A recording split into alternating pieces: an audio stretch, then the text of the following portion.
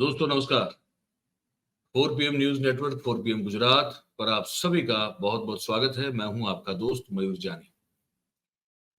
दोस्तों चुनाव कोई कह रहा है कि जल्दी हो जाएंगे, बहुत सारे ज्योतिष कह रहे हैं कि जल्दी हो जाएंगे। ममता बनर्जी कह रही है कि भाई सभी हेलीकॉप्टर बुक कर लिए गए हैं भारतीय जनता पार्टी के द्वारा, दिसंबर में चुनाव तय है।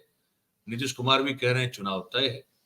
साथ में ये भी हो रहा है कि जो 200 रुपए कम की गैस के सिलेंडर में, तो विपक्ष जो है वो ताल ठोक के कह रहा है तो हमारी सिर्फ 2 बैठकें हुई है और ये हाल है। हम आगे आगे देखिए सरकार जो है कितना झुकना पड़ेगा अपने निर्णयों को लेकर, जो निर्णय ऐसे निर्णय जो कि देश में महंगाई को इतना बढ़ाने के लिए जिम्मेदार है, ये विपक्ष कह रहा है। ठीक है, लेकिन साथ साथ में ये भी हम देख रहे हैं बहुत सारी जगह पे कि भारतीय जनता पार्टी के जो चुने हुए प्रतिनिधि हैं जनता के, उनके खिलाफ भी जो है लोग खुलकर अब जो है वो अपनी मांग रखते हुए उनके काम करने की शैली का विरोध करते हुए नजर आ रहे हैं। ये से कुछ दृश्य आ रहे हैं, हम आपको दिखाएंगे। हम वो सब दिखाएं उससे पहले हम आपसे एक छोटी सी रिक्वेस्ट करते हैं कि अभी से इस वीडियो की लिंक को आप हो सके उतना शेयर कर दीजिए, तो हमारी बात मैक्सिमम लोगों तक पहुंच जाएगी आप सबके समर्थन से, सहयोग से, मदद से। तो वो आप जरूर करें। बिहार के एक भारतीय जनता पार्टी के सांसद हैं जायसवाल साहब, उनका एक वीडियो आया सामने। तो देखिए उनके, अब जनता की ये हिम्मत हो चली है कि अब वो मांग रही जवाब सांसद से। बताइए क्या जमाना आ गया है।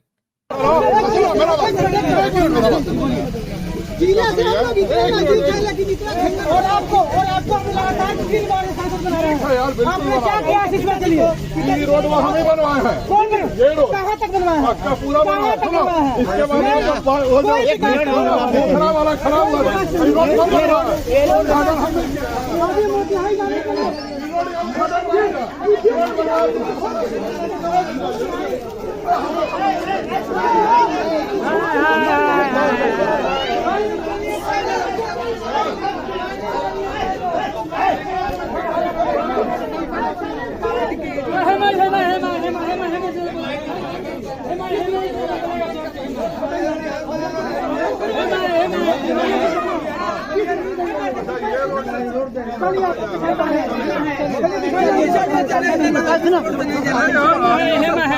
टेंडर में चला गया सर। हमेशा ये रोड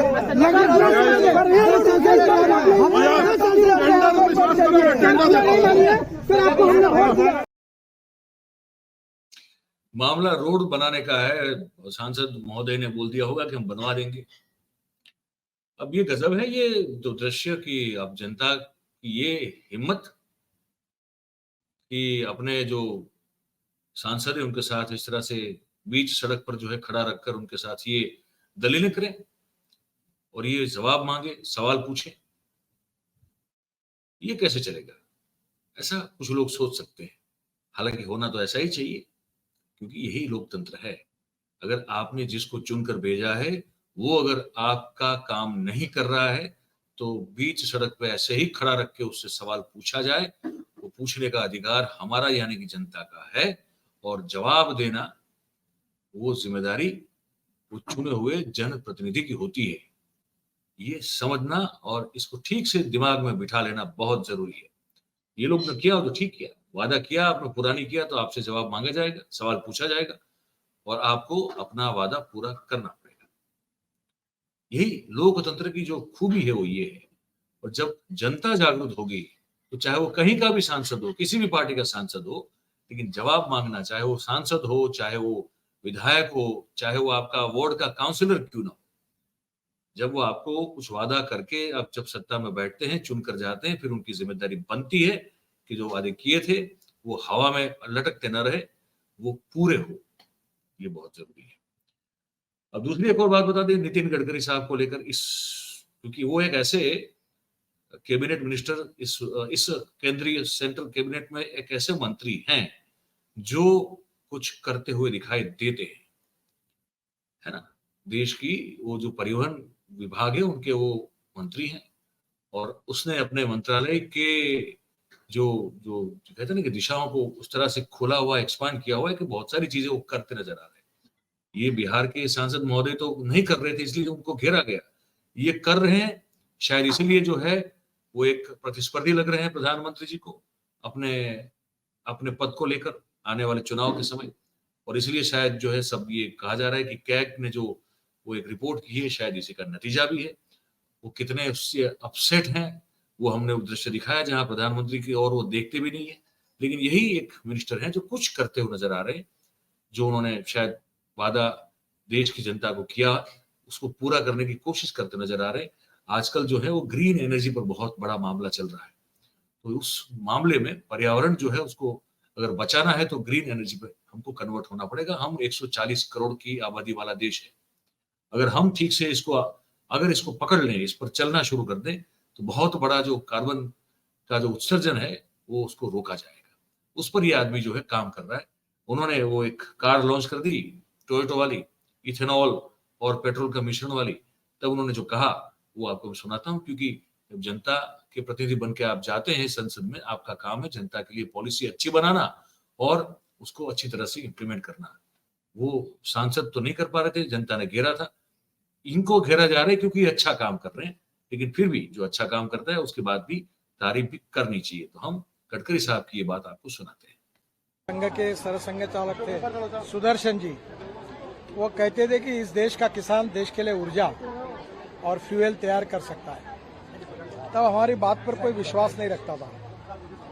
अभी पांडे जी मुझे बता रहे, मैं बीजेपी के प्रेसिडेंट के नाते हर बार कहता था, गांव अगर समृद्ध और संपन्न बनाने हैं और गांव और गरीब मजदूर और किसान का कल्याण करना है तो हमको पहले किसी भी हालत में एग्रीकल्चर ग्रोथ रेट बढ़ाना होगा, और इसलिए किसान को अन्नदाता नहीं ऊर्जादाता बनाना पड़ेगा। अब किसान ऊर्जादाता भी बन गया, बिटुमिन दाता भी बन गया, अब बायो एविएशन फ्यूल का भी दाता बन जाएगा। तो कॉर्न, गेहूं, चावल, शक्कर से उसको ज्यादा कमाई होगी और गांव समृद्ध होंगे, क्योंकि अब 100% इथेनॉल टू व्हीलर में चलेगा, ऑटो रिक्शा में चलेगा। बसेस हमारे यहाँ थी, मैंने स्कैनिया की बसेस 100% इथेनॉल पर चले, कभी प्रॉब्लम नहीं आया। अब ये कार आई है, ये 60% बिजली तैयार कर रही है और 40% इथेनॉल है। इथेनॉल का रेट है 60 रुपये लीटर, पेट्रोल का रेट है 120 रुपये लीटर। 60 रुपये में ये 60% बिजली तैयार कर रहा है, तो ये 25 रुपये, 20 से 25 रुपये पर लीटर एवरेज हिसाब से पेट्रोल की कीमत आएगी। तो ग्राहकों का फायदा है, प्रदूषण में एकदम कमी है क्योंकि ग्रीन फ्यूल है, और किसानों को इसका फायदा होगा। आज मक्के का भाव 1800 के ऊपर चला गया क्योंकि मक्के से इथेनॉल बन रहा है। तो स्वाभाविक रूप से चावल जो हमारे पास बहुत स्टॉक में पड़ा है उससे इथेनॉल बनेगा, बाम्बू से बन रहा है, अभी परली से, राइस स्ट्रॉ से बन रहा है। तो ये क्रांतिकारी ये है, और इससे देश में कृषि और ग्रामीण क्षेत्र में तो बदलाव आएगा, पर देश का इम्पोर्ट बचेगा। 2 लाख करोड़ की इकोनॉमी जब बन जाएगी। अभी ये जो इथेनॉल रहकर पुरी साहब ने बताया कि 50 से 60 हजार करोड़ रुपए भारत सरकार की बचत हुई, क्योंकि हम लोग पेट्रोल में अभी ये 11.75% आया, 20% तक जाएंगे, और डीजल में भी 15% डालने की बात के बारे में हम आग्रह कर रहे हैं। उसका भी टेक्निकल रिपोर्ट आया है। तो जनरेटर सेट चलाएंगे तो देश में इथेनॉल की इकोनॉमी पेट्रोल को समाप्त करेगी, और गांव में किसानों ने तैयार किए हुए इथेनॉल जो ग्रीन फ्यूल है, जिससे प्रदूषण नहीं होता है, जिससे गांव में रोजगार निर्माण होंगे, किसान समृद्ध संपन्न होगा, वो नए युग की शुरुआत इससे। सर, भारत में कब से दौड़नी शुरू हो जाएगी सड़क पर ये कार? ये देखो, ये मॉडल डेवलप कर रहे हैं, उनकी टेक्नोलॉजी डेवलप हो गई है, अब मुझे लगता है जल्दी मार्केट में आएगा।